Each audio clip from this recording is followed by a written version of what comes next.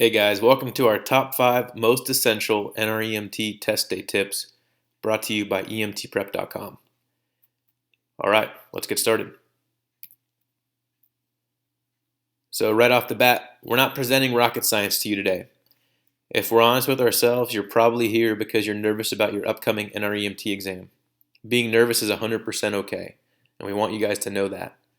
It's what you guys do with that energy, that nervous energy rather, that matters most. So follow along as we go through these top 5 tips. Who we are and why it matters. Like I said, this video is brought to you by EMTprep.com. Our site has helped tens of thousands of students pass their NREMT exams, and getting students past this test and into their careers is our company's deepest passion.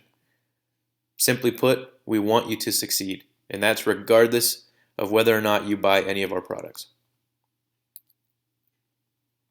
So here's tip number 1. Always choose the most correct answer.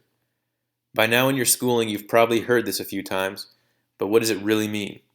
Well, it means you must choose the answer that comes first, according to the NREMT practical skill sheets. You'll be given answers that you would probably do first on scene, but that doesn't always mean they're the correct answer.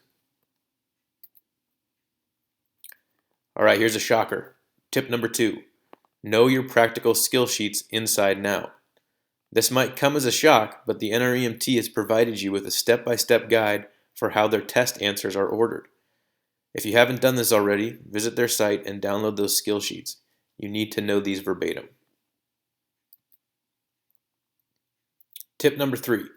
Give your brain a break. You should stop studying at least 12 hours before your test. Cramming doesn't work when you have the amount of material you're responsible to know for a test like this. Chances are, if you haven't learned something at this point, studying late into the night or studying hard the day of the test isn't going to be of any benefit to you. So remember, give your brain a break. Tip number 4. Get a full night's rest the 2 nights before your exam. Do yourself a huge favor and don't stay up late for at least 2 nights before your test. Remember, we're trying to do everything we can to allow our brains to perform at their peak level. I don't think we need to tell you guys why sleep's important. If we do, go back and read that chapter in your book. And last but not least, tip number 5. Eat a balanced meal the day of your exam. We've mentioned that we want to do everything in our power to help our brains operate at their best. To operate well, your brain needs a balanced meal. Don't stuff yourself, but don't think that a cup of coffee is going to be the best thing for you either. Remember, relax. Think of all the not-so-smart people you know who've passed this test. You prepared for this day, you're going to do just fine.